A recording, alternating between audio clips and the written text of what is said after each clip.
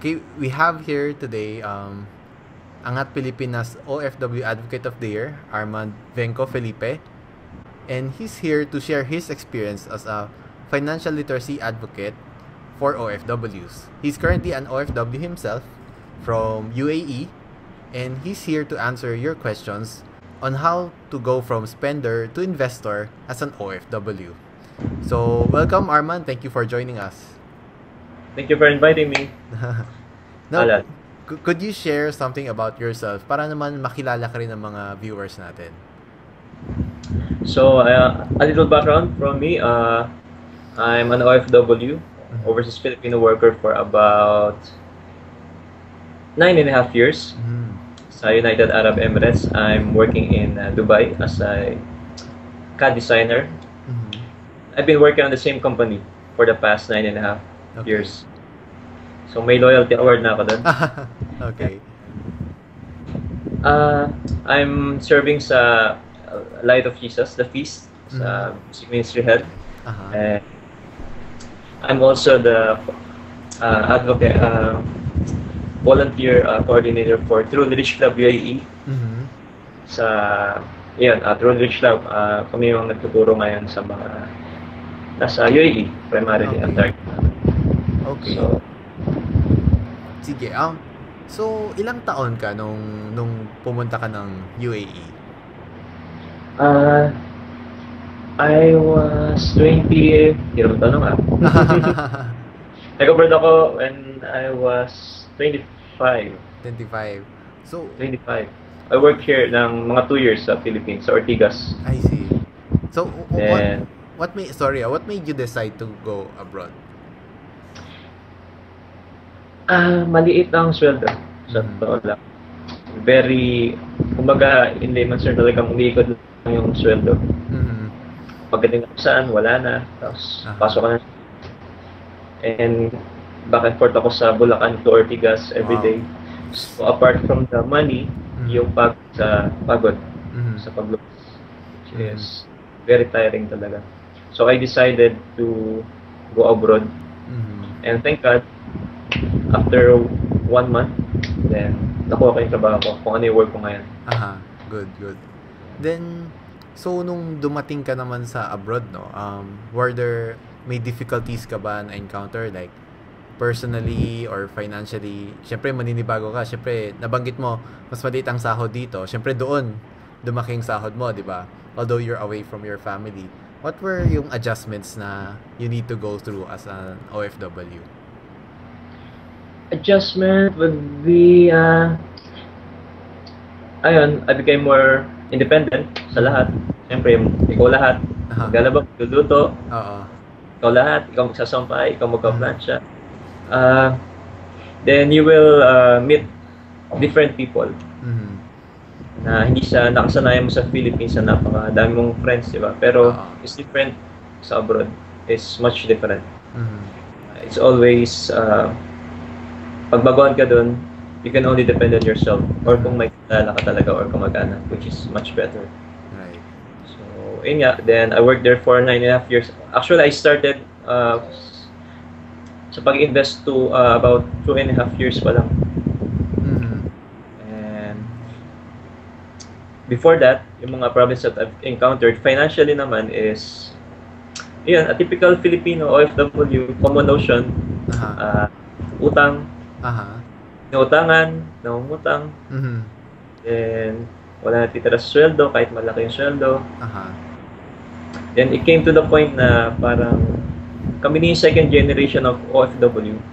By the way, father is also an OFW before sa Saudi. I see. Then bakit parang nauulit or walang nangyari from my 7.5 years na pag-work? So let me ask something though, Armand. I-backtrack ko lang. You mentioned na you've been investing for 2.5 years now. So meaning yung first 7 years mo, you weren't investing. Tama ba? Yes. Ganon. Then, what would be the reason? Kasi parang kunwari ako, I'm working here sa Pilipinas, di ba? Then when I hear someone na, kunwari malaki ang kita sa abroad, what would be the reason na mapapautang ka pa. You na-mention mo kasi nangungutang, di ba? Then, nagpapautang din both ways. What would be the reason? Kasi di ba mas malaki na ang sweldo mo compared dito. So, one would assume na you have enough money. Actually, malaki talaga yung sweldo. At maybe about, siguro, 10 times of your salary sa Philippines. Ganun siya kalaki. The reason is that, kaya ako na, mostly, lahat ng mga, almost all of the OFWs ay ganun. Kasi, if you don't have this knowledge about saving and investing, so, it's the same notion kung ano ka sa Pinas, ganun ka pa din. And, just keep on spending. Sabi nga, pag lumaki sweldo mo, di lang sabi, pag lumaki sweldo mo, sumasabay sa expenses. Then, hindi ako aware on that time I see. on how to manage my finances. So, anong nangyari is, nakautang ako, yan, ang credit card. May narinig akong kasabihan na yung money doesn't really change you. It just magnifies who you are. So, Yes. kung dati umuutang ka konti, kung lumaki sweldo mo, kumbaga lalaki din yung utang mo. Kumbaga, it Lala. just magnifies your Okay. behavior, no? For your Yes. experience, parang ganun nangyayari. So, let me ask you, since nangyari yan sa'yo, what was... Kasi parang, I think medyo struggle yun with regard to sa utang, ganyan. What was the turning point for you that you became an investor from 2 years now?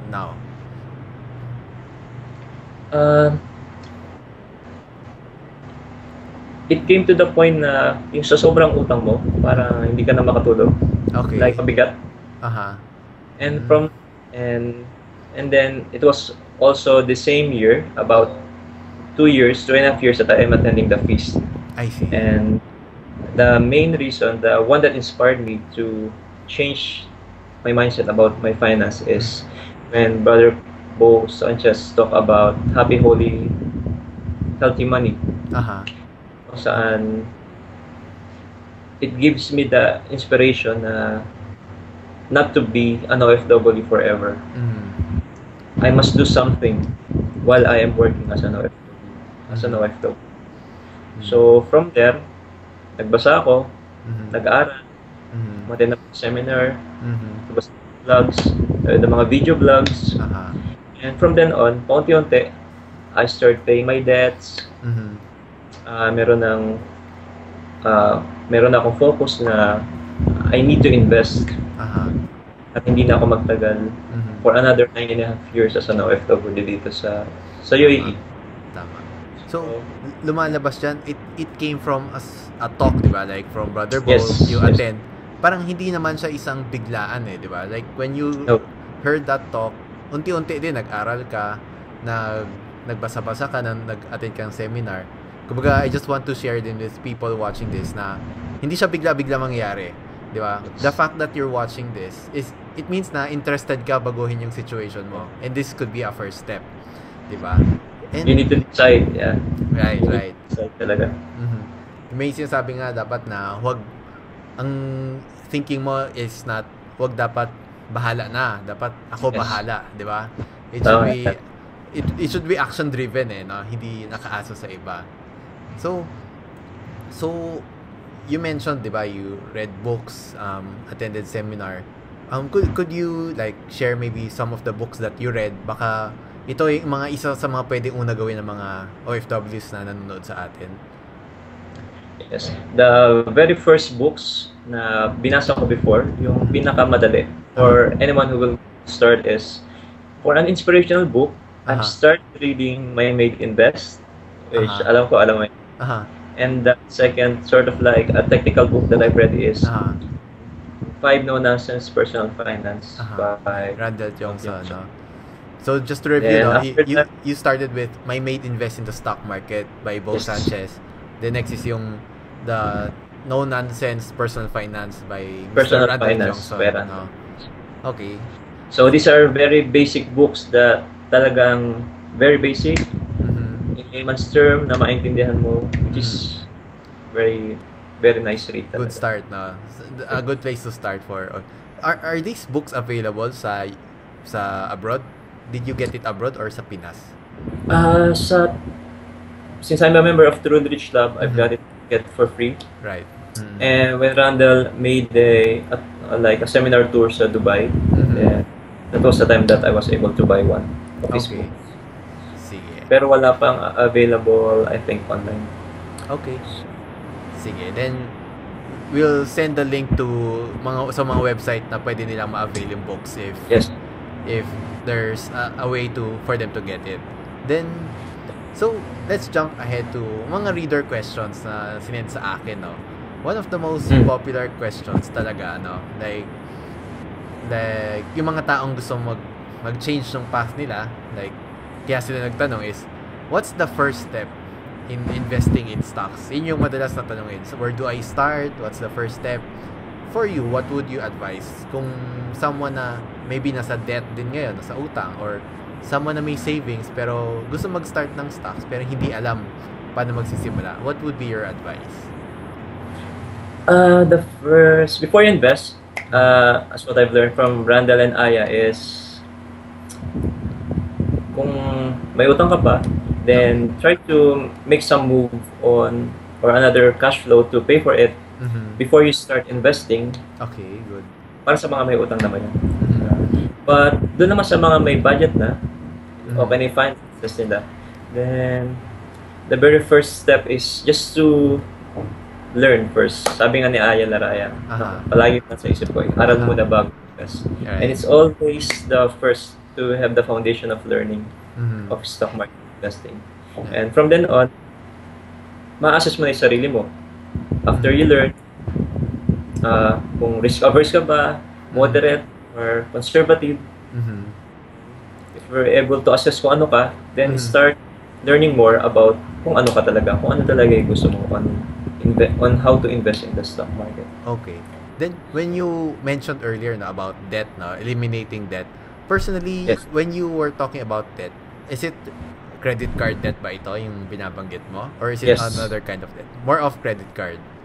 More of credit card. Ito ang naranasan ng mga OFW ngayon.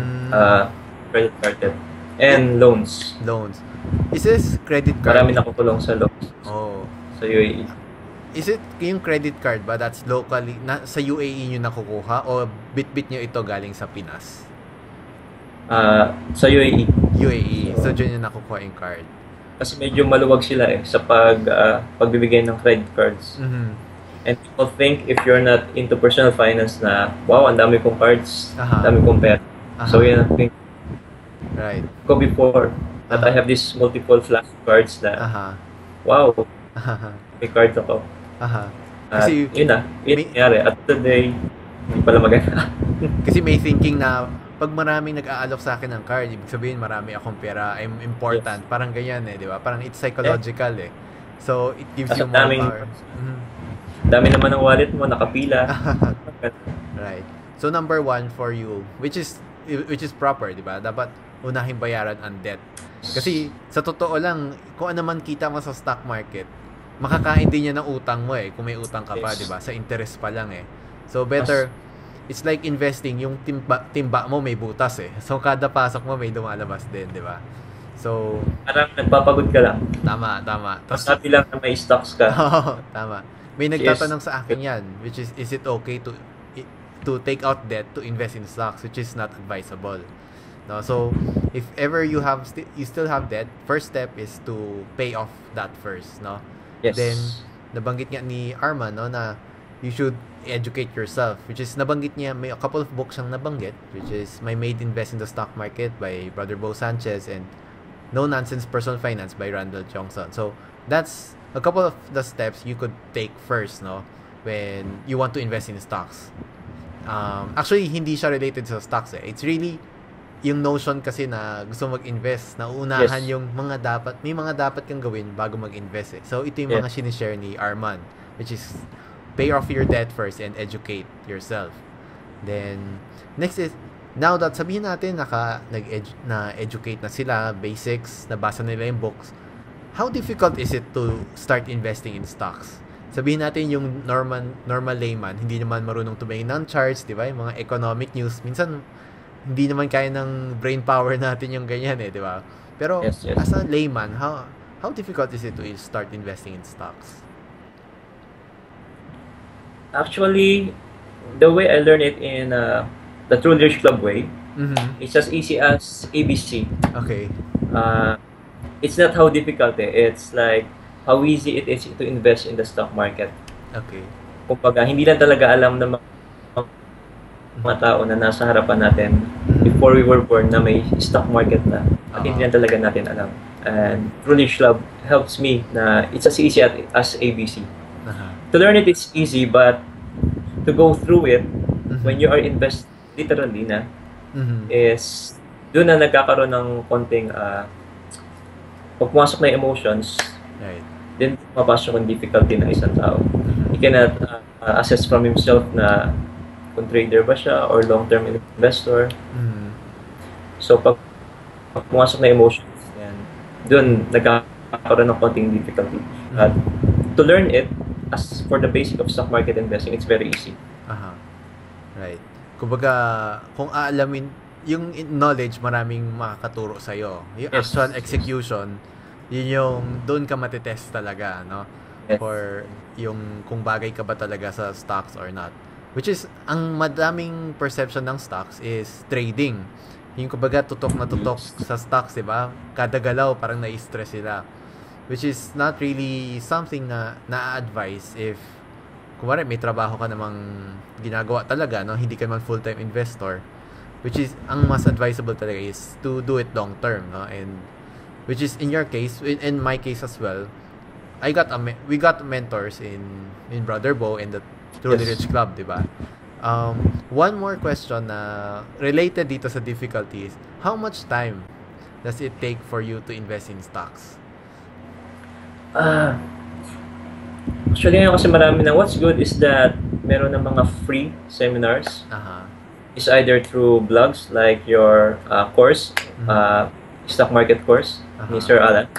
And you can also attend some brokers free financial literacy for stock market investing, like Cold Financial, for example. Right. It will only take you a day or two to attend. To attend the initial learning. But syempre, continuous learning pa din at on the process should be done after mo maka-attend sa mga seminar na yun. Okay. Kumbaga, keep learning ba? Yan. One more question naman na ito naman about popular question din to. Isa is how much do you need to start investing? And next, as a follow-up question, how much of your salary, kasi iba yung start di ba? Just to open an account. Moving forward, month to month, how do you allocate yung salary mo? Kasi syempre, may sariling expenses ka, may nire-remit ka sa pamilya mo dito. Then, paano mo inallocate? How much? Maybe may rule of thumb ka, ilang percentage, or, di ba, for you to, itatabi mo to invest in stocks regularly. Kasi, as long-term investor, ideally, buwan-buwan naglalagay tayo. Di ba? So, ano ba yung mga figures na dapat i-expect ng tao if they want to start investing in stocks? So, if they will open an account sa Cold Financial, the lowest would be 5,000 initial, which is very mababa lang talaga.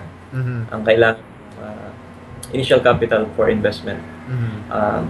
Second is for my salary as an OFW, the general rule, which is 70-20-10 rule. Okay. Could you explain that further, yung 70-20-10, para maintindihan ko? So, 70% would be for your expenses, lahat na yun, foods, allowance, transpo, bayad sa bahay, sa tubig, all. And kung may mga monthly premiums ka sa insurance or house and lot, then it's included. 20% would be for your savings. Right. Sabi nga nila, saan nanggaling yung word na investment? Nanggaling sa ng savings. Kumbaga, pagay mo sa savings mo, para mas kaya nabuo yung word na investment. 100%. And 10% will be, ito nga yung tinuturo sa atin to have this small amount of percentage para kay Lord naman, para kay Big Bro. Okay. Is shared through tithes or donations, charity, or sa community mo na nagbibigay ng spiritual nourishment for you. Kasi nga, di ba? Buti 10% lang. Hindi daw 90% yung for that. Right. And I believe na the more you give, talagang more bumabalik din sa'yo in one way or another. Yes. No? Then, with regard to the 20%, di ba, nabanggit mo, sabihin natin sa 100,000 na sweldo, 20,000 lalabas ang 20 savings, di ba? If you're still in debt, would you suggest na yung 20%, yun yung ipambayad nila sa utang muna before they invest? Tama ba? Ganun ba yun? Yes, as long as you have extra money to pay for it, then go for it. Itodo mo na yung pagbabayad before you start. And if you can do some additional cash flows, like legal part-time, to do it. Kumbaga, sabi nga, know your passion eh. For your part-time, hindi lang basta part-time, kung ano yung gusto mo din. Kasi kung actually sa UAE, if you will wait for your salary to go up, baka 10 years sa bago tumaas. Ganun. So, medyo matagal na yung time. So, sa mga OFW, I suggest for you to have this part-time, which is within your passion, your gift. Right. If you're into photography, then do photography part-time. If you're into cooking, then do some part-time in cooking, or real estate, or healthcare insurance agent, real estate agent. So, know your gift. Do your part-time. Okay. May isa lang akong tanong naisip ngayon lang, no? Kasi for example, yung mga tao, I'm not sure if how much of your salary, normal for an OFW, do you send back home? Diba? So, sabihin natin when you start to invest, diba? There might be a chance na baka mabawasan yung i-remit mo sa Pinas, diba? There might be some... Is this reality sa tingin mo sa OFW? And how do you deal with it? Kung sa pamilya mo, paano mo explain na I'm starting to invest, so baka ma-affect yung papadala ko? Kasi syempre may regular kang padala, then may extra na request sa iyo, di ba, na magpadala pa dagdag, ganyan. So, how do you balance that? Syempre, baka sabihin naman ng pamilya mo dito na ayaw mo magpadala or nagdadamot ka o ganon. O how do you deal with that? On my part, actually, when I'm investing I let them know the importance of it. Kahit na yung mga parents ko, hindi sila nag-invest. But they know the importance of it na it's for the future. And, kumbaga, I always ask them to stick to the budget. Ang karaniwan kasi sa mga OFW, like me before, was, kaya kinakapos is not on the part ng inaalat may pera sa investing. It's more of the kasama na yung debt, then yung tinatawag na balikbayan box notion ng mga OFW, which I will tell you na it would cost about 25,000 to 30,000 for a balikbayan box. Wow. Meaning yun yung laman mo, yung value ng items na nasa balikbayan box. How often is that? To 40. 25 to 40. Like, how often yun? Like, every month ba yun? Or how often do you send that? Actually, ako dyan ako papadala ng balikbayan box. Pero in practice? Most people are having it like twice a year. Okay. Nice. Twice a year. So, yeah, almost about one or twice a year papadala ng balikbayan box. Which is... Ano nga kasi yung mga Pinoy is, like, pag may sale, yung mga Filipinos ay iniipon yung mga nakuha sa sale sa bahay. Okay. Then, tsaka nila iniipon sa isang box. So, all sales are under dun sa balikbayan box. Okay. And, pag malapit na yung bakasyon, so, parang, ayun, napupunuin na nila yun, kung ano yung nila. So, that's a common notion of Filipinos sa balikbayan box. I give high regard naman mga OFW, mahal namin yung nasa Pilipinas. Yes. That's why we're doing it. Except that nagsasuffer kami. Right. So maybe there are some pwede pang gawin to show your love apart from material things. Just material things. Tama ko. Tsaka, actually, yung giving, yung balikbayan box per se, it's not really bad. As long as nasa budget or planado, di ba? It doesn't exceed your normal allocation, di ba? Kasi syempre, who doesn't want to give something to your relatives, di ba? Pero it has to be within the correct context and correct budget, di ba? Yeah. Yun. Kasi otherwise, tatagal ka sa abroad, which is... Because what happens that usually people use credit cards. Some people are using credit cards to fill up the balikbayan box. Okay. Yes. Which compounds the problem. Ang nangyari kasi isa sasama lahat ng mga OFW sa notion ng iba na, ay, nagpadala siya ng balikbayan box. Dapat ako din. Yeah. Tama. Yung common cycle notion ng mga OFWs. True. Yun. So I guess, importante, like what you did is, you have to parang explain it properly with yung mga beneficiaries mo back home. Diba? Kasi, I think hindi rin naman bigla-bigla to eh. I mean, you have to explain it over a long term and probably show them results as well ng anong nangyari sa investments mo, diba? To encourage them para maintindihan din nila. And, yun. I guess that's one of the things na baka inisip din ng kababayan natin na OFW, di ba? Siyempre, yung budget mo, it will have to change. If you want to have a different result in your life, you have to make changes, di ba? And your allocation of money will be one of the biggest change you're gonna have to do, di ba? So, sabi nga, it will shock your system parang magiging iba ka sa iba. It will be a drastic change talaga. Ibang-iba sa iba. Yun ang mangyayari sa isang OFW if he decided to go into saving and to investing. And parang, di ba, time nga is your best friend in terms of compounding, di ba? So that's why we're doing this video, like what you're being an advocate, kasi we want to effect change as soon as we can, di ba? Kasi yung save mo 1 year from now, kung 1 year late ka mag-invest, yung compound effect nun malaki. Yes. Diba? So the earlier you save, that's better, di ba? The earlier you pay your debt, that's better. So, yun. You've given so many good tips, no? Then, syempre, after our interview, people will be on their own. May nagtanong sa akin, what are the Facebook groups that you could recommend na, alam mo yung parang they could give support, they could ask more questions to follow up. May mga masasuggest ka pa? So, madami Masipag ako magbasa kasi. So,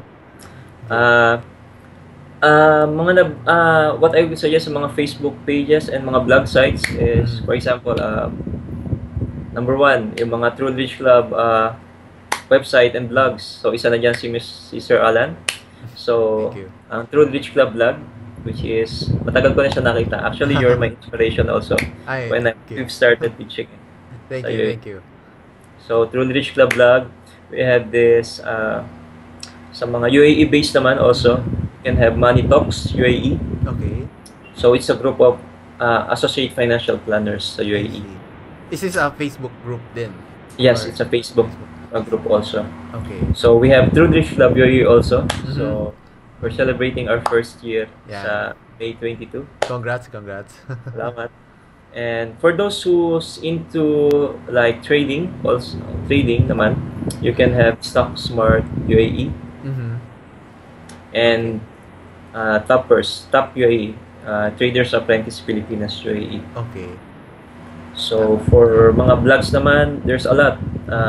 Si Alan nag-ano yan, nag-vlog. So you can also read Ayala Raya, which is very in layman's terms siya. I like it very much. His site is pesosandcents.com, tama ba? Yes. Pesos Sense is SENSE, hindi yung centavos. pesosandcents.com. And he won yung best personal finance blogger naman. Yes. In the same awards as you, no? Sa Anat Pilipinas Awards. So congrats to him as well. Si Sir Aya, the way he explained it in layman's term na maintindihan mo ng mga nagsi-start. Sa kanya din ako natuto. Yung isa sa mga number 1 blogger na binasa ko before. Right. Napakagaling. We have Randall Tiongson, si Gayward, si Fitz, Mag-Invest Ka Pinoy, and Marvin Germo. Yeah. So there of pwede nyong basa. Right. Mag-Invest Ka Pinoy by Joe Valerio, tama ba? Yeah, by Joe Valerio. Yes. Okay, so yan, that's check those out. Ilalagay ko yung mga links na yon sa below this interview para mabilis And nyo also, mapuntahan. ayun nga, check those vlogs na interesting, funny, at hindi masyadong nosebleed pag nag-expect. I guess, syempre sa dami din ng mga binigay natin vlogs, you have to read them para makita mo rin ano yung mag-connect sa'yo. Like, minsan yung writing style or yung pag-explain ng isang tao, mas nagko-connect sa'yo compared sa iba. So, it's not really who is the best, pero who connects with you the most. Yun yung makaka-change ng behavior mo. So, yung investing style mo, kung ano ka ba, you're a trader or... Right. Kasi may mga tao gustong-gusto tumingin ng charts, di ba? Na-addict sila, magaling sila doon. May mga iba naman allergic, di ba? Pero parehong gusto naman kumita sa stocks. There are different ways to go about it. Iba more into mutual funds, yung ETF. So, iba-ibang vlogs sa iba't ibang tao. Tsaka we're not saying na, like, we both are members of TRC, Truly Rich Club, but we don't say naman na it's the only way to invest in stocks. Kasi different people, di ba? Different strokes for different folks. May mga iba gusto sila nag-aaral ng lahat. May iba totally gusto ibang tao mag-invest for them, which is mutual funds. So, find the one that fits your personality most. No? Tama yan. And there's no one way. There's no perfect way to do it. And probably you can do both. And you can do both, right? Like I do have personally I do have mutual funds as well. You could diversify, di ba?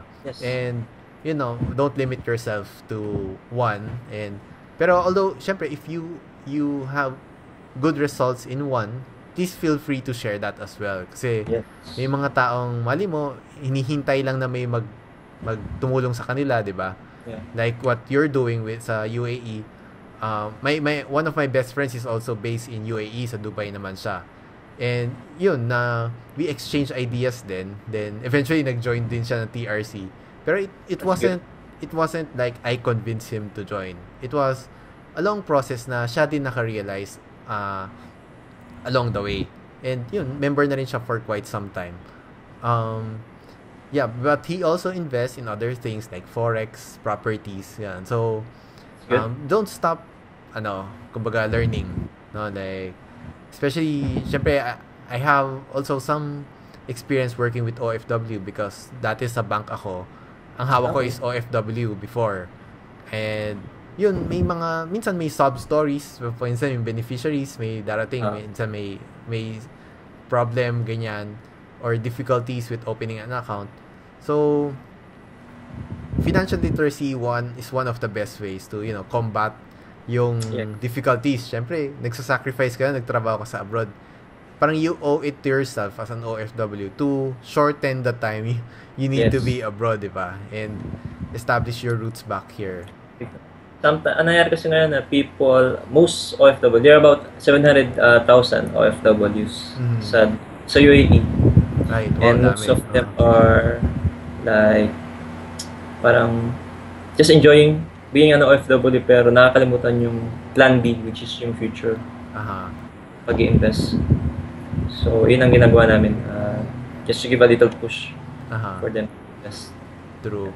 Kasi actually kahit anong gawin natin sa totoo lang, sabihin natin may analogy ako dyan, like parang we're running a race na may hurdles, diba? What we're trying to do is either liitan ang hurdles or remove them. Pero it's still up to the runner if he wants to go to the finish line, diba?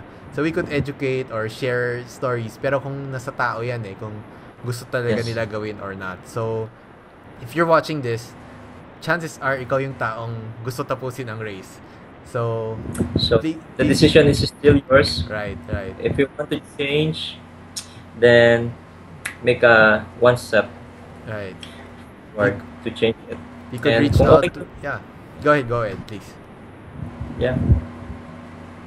Like if you're serious about it, you could reach out to Arman through his Facebook group, through the Rich Club UAE. You could also reach out to me at my blog, throughtherichclubblog.com. And we always make it a point to reply to your inquiries. And si Arman lagi may he always gives talks and he holds events and meetups. So please feel free if you're in his area or kahit online, wherever you are, please feel free to reach out to any of us to, Or to those who want the basic of stock market investing, you can click the free class module of Sir Alan. yeah. It's very informative, very in layman's term, at for sure maintindihan niyo yan. Thank you. And I'll post a link to that as well. And Yes. I'm happy So na. subscribe. Yeah. Thank you. Yes. There's been good feedback from that, and I hope you give it a chance as well, no? And especially kasi I actually inspiration ko dyan is a lot of OFWs have been asking me kung may seminar on their area. So, syempre, dito lang naman ako sa Pinas. I'm just one man holding my blog. Hindi ko naman ako maka-abroad for that. That's why I created the course for, kumbaga, free na siya, then online-based. So, Yeah. free That's, and logistics, walang problema. So, right at your home. So, hope you could give it a try. It's a very nice online course kasi madaling intindihin. Yeah. Madaling intindihin. So, make sure to subscribe sa link na ibibigay ni Sir Alan for that. Okay? Mga FW. Sa buong mundo. Hindi sa UAE. Yun. So, I recommend it. thank you very much, Arman, for your time and for sharing your experience. And I wish you the best with your group in UAE. Thank you. And I hope you come back to Pinas very soon, permanently. And let's see about that. Huwag natin pangunahan. Pero, that's Yes. Good luck on that. I'm sure that's the main goal in the end. Yes. And be an inspiration to other OFWs.